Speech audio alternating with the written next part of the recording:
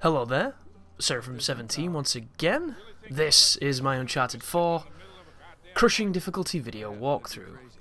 This is chapter 11, Hidden in Plain Sight.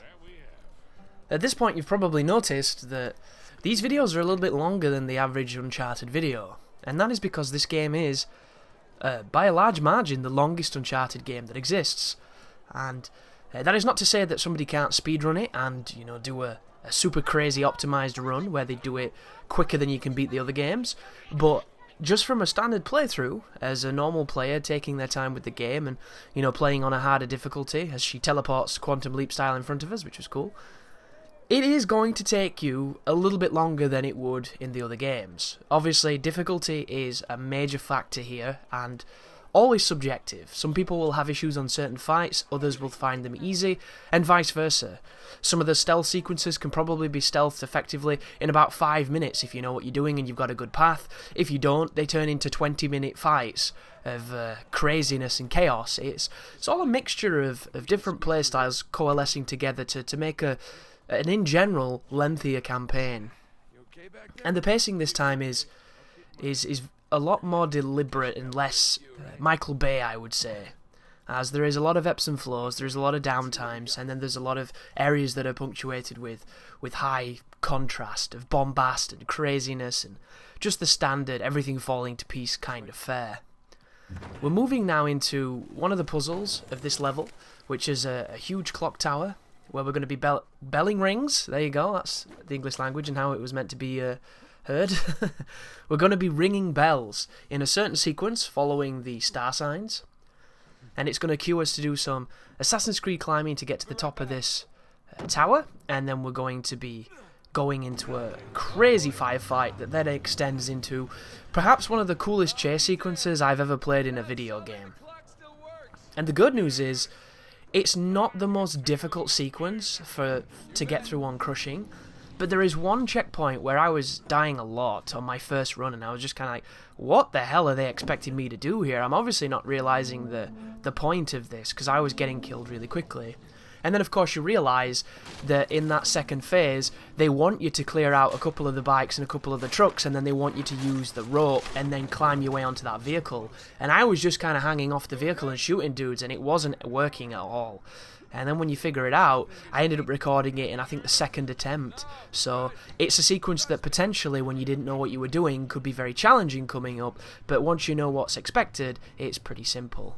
Right now, Nathan is not holding out to the right to tell me that I can jump that way. So I was having a little difficulty with the controls there, but we got on as we should. And it has to be said, the reaching system in this game gives you a much higher level of control in the climbing than you've ever had, and I think it really, really is one of the greatest achievements of Uncharted 4. They've managed to get to a place where the climbing never feels as loose as it used to feel. And there's a lot of people who are just abject in denial when it comes to games they love, and they've refused to see flaws with them, and they refuse to see issues that could be improved upon, even though if you asked any of the designers, I'm sure they would be just as critical as some people are when it comes to certain features like this. And you can tell in this game that they've come to an understanding, and they've come to a great place with just the feel of their tech when it comes to platforming. And I think it's going to help the games they make from here on out, because they've got rid of the kinks that were making it feel less than stellar. And you can't look at an Uncharted walkthrough that I've made without having moments where I've said I was trying to jump to something and Nathan didn't grab it. And in this game, I feel like every time I jump to something and Nathan didn't grab it, it's because I undercut the jump rather than the game just decided not to grab it. And this game does a fantastic way of conversing to the player that you're going to make a jump by showing Nathan reach out, and this reaching system completely revolutionizes the way you think about platforming, because it's no longer a leap of faith.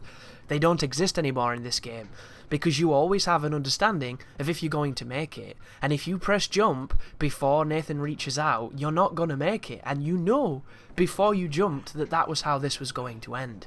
And I think that is a wonderful iteration on a system that's always been good, but now I think it's definitely great, and that makes me very happy for Naughty Dog. And I think I have been very critical of this game, and I am very critical of this game. However, I read a review yesterday which kind of caught me by surprise. I was on Mitch I say from Gamefront, but he's not from Gamefront anymore. He's kind of doing his own thing. But on YouTube, a YouTuber and a great part of gaming journalism is a dude called Mitch, or Jurassic Rabbit. And I was on his Twitter the other day because there's a couple of YouTubers I like to check the Twitter of, and I don't follow people on Twitter because I use mine for the channel, and I don't really want to complicate it with everybody else's feeds. And it's not because I'm some antisocial ignorant bastard or anything. It's just I like it to be the way it is. Like I have nearly 1,000 Twitter followers, and I still haven't put a picture on my Twitter. That's just not the focus of my Twitter at all. It's just to get that information out there and to connect with people who perhaps don't comment on the YouTube videos because they don't want to get harassed by dickheads, because we all know you can't have an opinion on YouTube without somebody coming along and calling your mum a whore and weird shit like that. So Twitter's a very specific thing. But I was on Mitch's feed the other day, and he was mentioning something like, "Oh no, not you, Troy Baker." And I was like, "Oh, what's this about?" So I clicked on it, and apparently Troy Baker wants people to sign a petition. I don't know where this petition came from, but he's part of it as well, which is essentially trying to strike off a review made by the Washington Post on Uncharted 4, which is apparently affecting Metacritic scores, which I'm not somebody who uses Metacritic, and personally I don't give a fuck about sites that aggregate all scores together for some kind of general measure of quality, because the games I love probably don't have the greatest of scores because I love them and I love their flaws and I love the things about them, whereas there are other games which I think are absolute dog shit but everyone else loves them and they get massive scores. So those sites to me are fundamentally worthless, because I fervently believe you should make your own decisions about things, and it's fun to hear other people's opinions, especially when they're different to yours, because it's like, wow, how did he think of that? But by no means do I ever think that that is any kind of imperative when it comes to playing a game, or at least trying a game, because you never know. The game that you don't go near thanks to a bad review could have been the best game you've ever played, and you could be playing it for the next 40 years because you love it so much. So I hate that kind of idea of that. But apparently this review is affecting this score. So one of the voice actors, Troy Baker, he voices Sam in this game, is wanting people to spread awareness for this petition thing. And in one aspect, I'm kind of like, wow, this is weird. Because the media is critical. It's impartial, even though a lot of the times there is bias and things like that, and anything that is written from a person's perspective is going to have opinions in it, so it's not going to be completely objective, because as me and Hazard had a pretty big conversation about, you can never truly have an objective review because you're not a robot, and it's just the way it is. So regardless of how much you try and remove yourself from it and you try and look at it as an all-encompassing eye and be as fair as you can, there's still going to be those moments where, you know, it's kind of you. Somebody else loves what you don't love. You know, there's tons of moments like that. Like this game. I think the combat in this game is really, really lacking in a lot of ways. It's more of a feel and a fun factor for me personally, but I wasn't enjoying it at all, and I still kind of don't, and I probably won't go back to this game to play it for combat, which I will to the other ones, because I like those ones a lot better in that regard. Other people think I'm insane. There's other people that think this is the best it's ever been, and that's the joy of it, you know, everybody's got that different perspective. So on one hand, just because somebody's wrote a bad review for Uncharted, I don't really see the validity in trying to get it removed and omitted, you know, to get it expunged from the record, because this is somebody who apparently is not a big fan of Uncharted, and I have been as critical as I can while still trying to be fair, because I can openly acknowledge that my issues with this game are a personal value. You know, it's not a lack of quality or a lack of love or care and attention, it's just subtle tweaks to fundamental mechanics that have resulted in me having less fun. And I kind of feel like I've been one of the harsher critics for the game. And then I read this review, and it's just fucking horrible. It's just evil. It's somebody completely stripping every piece of greatness from a game series that's not really done anything wrong or offensive. Like, I just don't understand the mentality of somebody who writes something like that. And he is just destroying the game on a level where it's nothing to do with the gameplay. Like, he's mocking the fact that Nathan Drake, everything he touches, things fall apart. It's a fucking Uncharted game. If things didn't fall apart, it'd be like The Sims. You know, you can't talk about that, the fact that this guy has the worst look in the world, or the strongest fingertips on the planet. Like, that is not even a point of contention here, because that's what the game is. You know, we don't complain that Lara Croft seems to stumble into every tomb ever conceived before anybody else can find the buggers, because it's just what she did, you know? Like, Kratos kills great gods. He's a god killer. That's what he does. You know, we never go into the whole notion that, have you ever seen a Greek god? Have you ever met the mighty beard of Zeus? No! Zeus is probably has got as much validity as the Easter Bunny. But that doesn't take away from the fact that you get to stave his face in after a trilogy of games, and it's still great. But you wouldn't mock that game based on the fact that you're fighting illusory conceits, or allegories that potentially were just used to control children and help them bloody sleep and not talk back to the parents. It's such a strange direction to take to chastise a game based on that. Like, everything he said was bad. All of it. There was nothing redeeming. He was saying, like, the storytelling was bad, and I can't imagine a world where you can play a game such as this. You can come across these characters, this voice acting, the writing, everything that's woven into this series to give it these touches and these moments, and just essentially give you this interactive Indiana Jones experience, which is what it is. It's everybody getting to be Indiana Jones, and somehow see bad things in it when it's not from a mechanical perspective. Like, he's not saying the platforming is lacking. He's not saying that there's a lack of imagination, even though he is. Like, he's chastising them for having detailed levels. Like, what?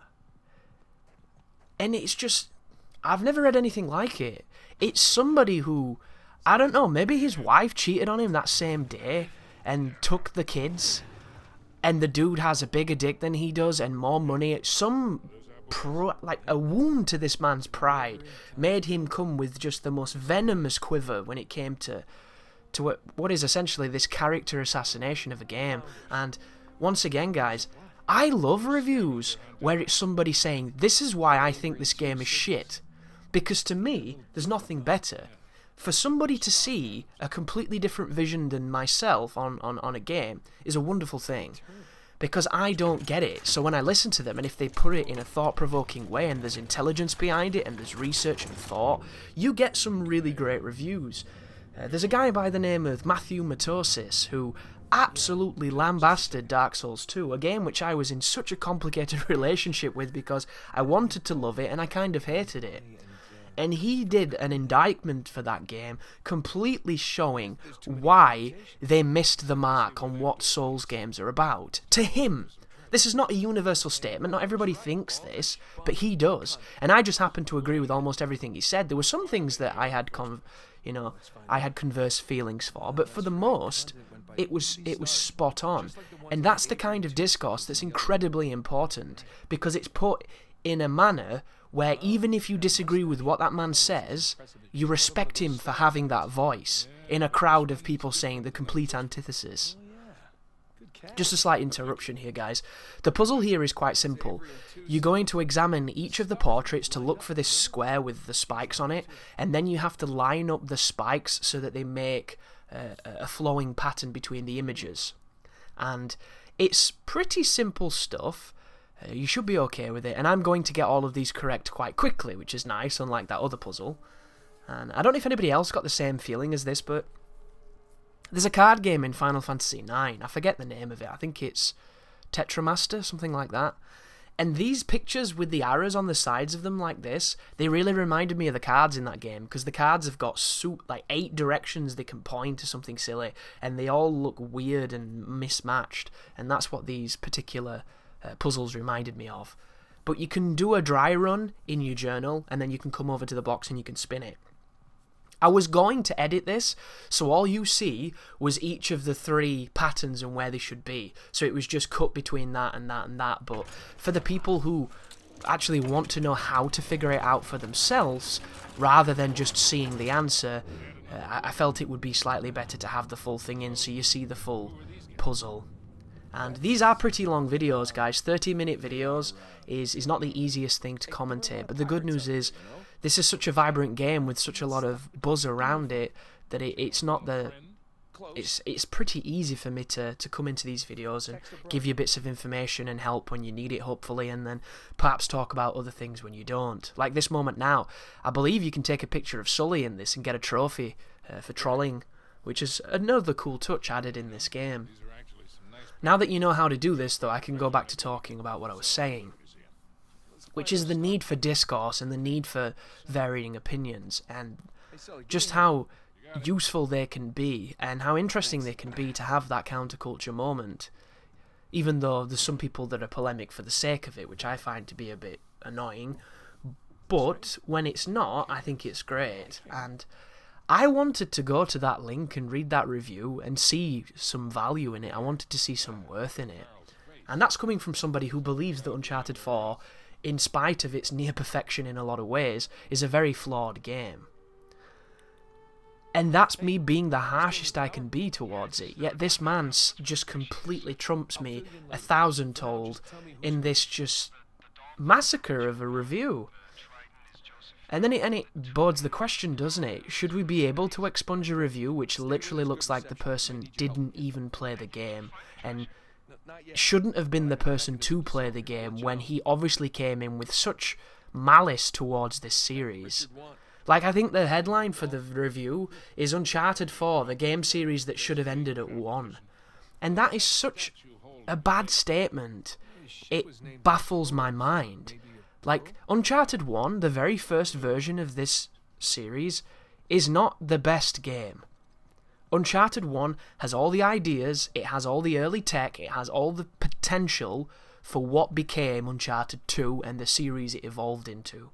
Saying that it should have stopped at 1 is just blatantly false.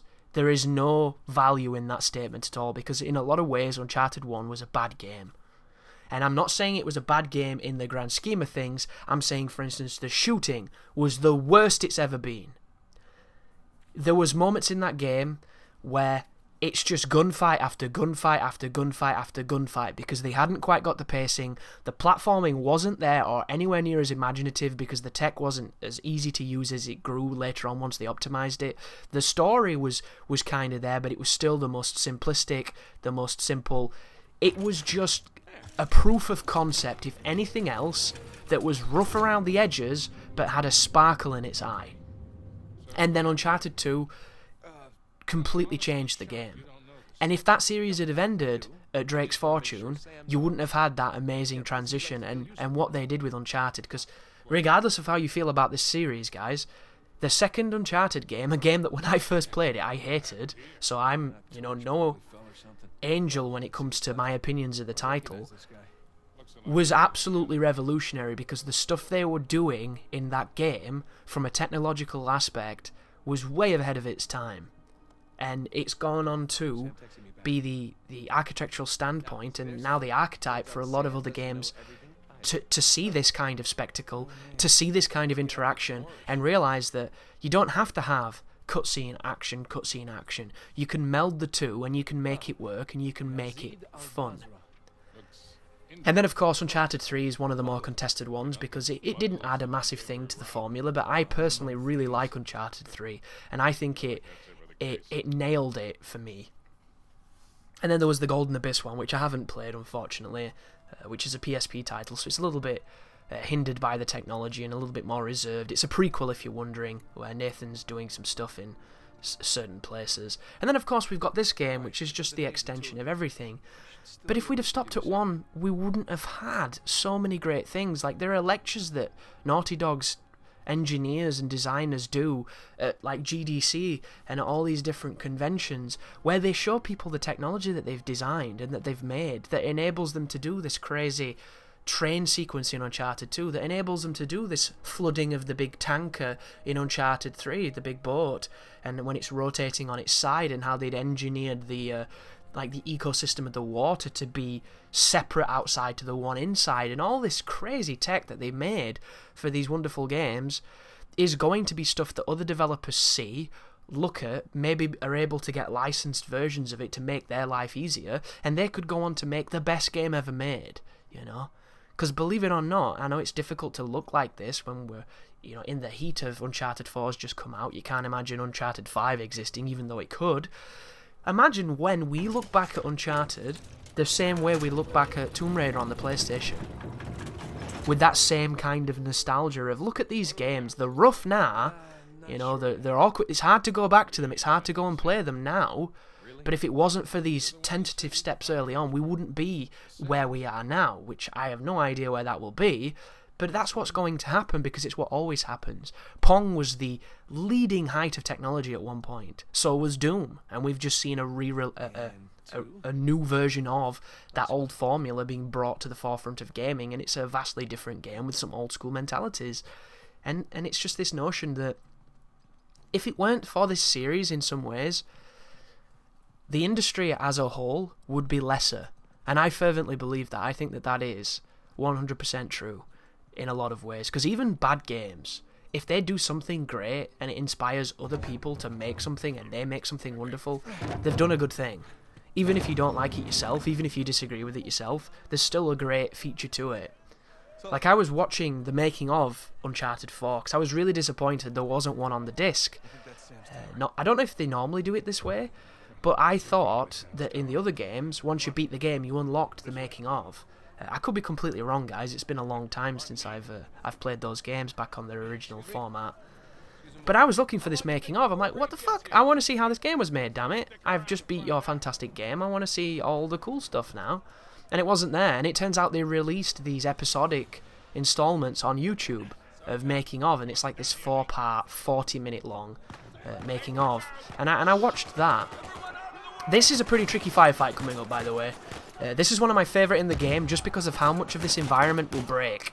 And normally that's a bad thing because it's your cover and you need it to live.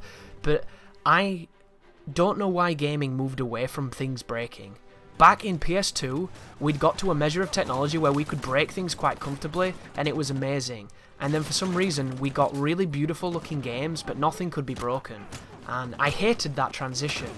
Naughty Dog appreciate the idea of having things break and be dynamic, so this entire area can be whittled down pretty much. There are certain structures that are permanent, but for the most, look at all the stuff on top of the crates and on top of the tables that's getting knocked around and fallen and broken and just affected by all the chaos. This is a wonderful tech demo for different physics, detailed design, and just full immersion, because as things are breaking, you are sweating your location. You don't feel safe. There, this is not the best spot, by the way, here, guys, because it's going to trigger the next spawn, but the truck will not move until you go the other side. So I only came here to get those enemies to get out so that I could hit them from this flank. And what I'm going to do is I'm going to wait, and then I'm going to bomb this way, and the truck's going to move now. Watch it teleport. You see that shit? It does technically drive, but it moves kind of skittishly to get to where it needs to be. And now that it's done that, we're free to go over to those green doors. There's about 2 enemies in this room, so be careful. And if you kill the guys before you enter, you can run all the way up the stairs before the truck busts through the wall. You will miss the cinematic moment, but you won't get shot. And then there's just 2 more dudes waiting for us, and then we're going to be getting in the truck. So up here, you're going to see me, you're going to see a little bit of a transition here because I died, and you're going to see me throw a grenade. I threw that grenade to try and kill the guy who grabbed me and got me killed the first time I came through here. But he's hiding behind the door, which is kind of annoying. You're going to see me shoot him too. He's already dead. It doesn't do anything. I was just really pissed off. Because he grabbed me, the other guy started trying to kick me. When I broke his grab, the other guy grabbed me, and then the other guy finished me off. And there was literally, it was a gangbang. There was nothing I could do. And I hate the idea of saying that, but it was true. I was mashing triangle, getting bummed. On this corner, there's 2 enemies. If you run into them, you'll not die. If you don't, they can continue to shoot you, and you might take a death here. The great aspect of the design in this chase sequence is the checkpoints are wonderful. And not only is this the beginning of something rather spectacular, but this is another technical masterpiece right here. I've never seen such a dense environment where I can actually drive and make decisions while it's happening. This is just a marvel of game design right now. And this is the type of thing that the PS4 and the Xbox One, well, we say Xbox One, you know, this probably would never happen on Xbox One because the technology is not powerful enough. But you know what I mean, guys. When they were telling us about this next generation consoles, and I was a bit worried because I always am about new console generations, this is the type of thing I was wanting to see. I was wanting to see things that couldn't be done in last generation. I wanted to see things that made you just step back and go, wow, this is it. We're here. You know, we've finally made it. And this is one of those moments where, for a 30 frames per second game, and I'm almost certain the frame rate probably plummets occasionally during this, but it's so well presented, I honestly couldn't tell you when it does. You know, that's the greatest achievement, and this game has got a lot of the achievements. Watch this, see that? That's another checkpoint that's kind of awkward. I ended up getting rear-ended by a parked car. Don't ask me how it happened. It completely took all my inertia away, all my speed, and then I could not get my car going fast enough, and then the Jeep killed me. So, you can die in these sequences, but it's not too bad. And be careful of this corner. If you've got terrible reflexes, you'll probably drive straight into it, but I'm hoping your reflexes are a little bit better than that if you're this far in the game. Because all you have to do is drive around. You can drive down there and then come up this side, but I've never done that. Even when I didn't know that this was here and I came around that corner like a bat out of hell, I still had enough foresight to brake and come up this shoulder. Yet, once again, watch DSP drive directly into it, which I just... For a former professional fighting game player, that dude's reflexes are terrible. Doesn't make any sense, man. Because fighting games demand a high level of reflex, and it's one of those things where they do slow as you get older, but they don't immediately go away. You've still got some of that old glint. You know, I'm not so young myself, and I still have moments where my reflexes are spot on. So I can't understand seeing a hole and driving into it. It seems dumb to me. But this is when shit gets really nuts. So we're going to be going down into this little gully, and we're going to be essentially following the road from this lower path. And there's no real conflict here. It's just a tech fest of beauty and colours and images flying past, and a little bit of narrative between Sully and Nathan as you do this. And funny story, when you're using the rope, if you hold the trigger, and I think is it hold forward, he starts climbing it. And I'd completely forgot that that's how that mechanic worked. Don't ask me how. So in this moment where we jump off this truck and we get onto the crane and we're in the water, I died against the boat about 2 or 3 times before I realised that I was supposed to pull myself higher to get over it. And I was just chastising good old Darkside Phil. So to his credit, on this moment, and when I was watching his playthrough, I was wondering if he was going to do what I did, and he didn't. He climbed straight up immediately. Never thought, never hesitated, never had a single issue at this point. But I died about 3 times.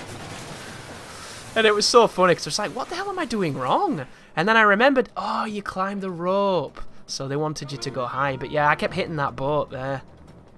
I wonder if anybody else did the same thing. But this is where this gets kind of nuts, because now we are vulnerable and we're going to be shooting. So this is where combat begins.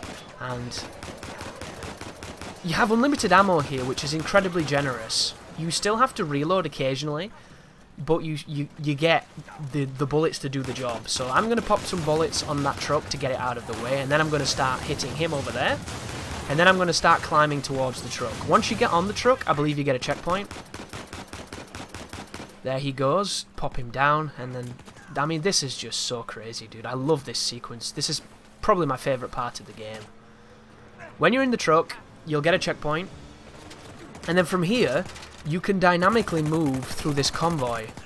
And I think it's similar to what you did in the 3rd game with the horses.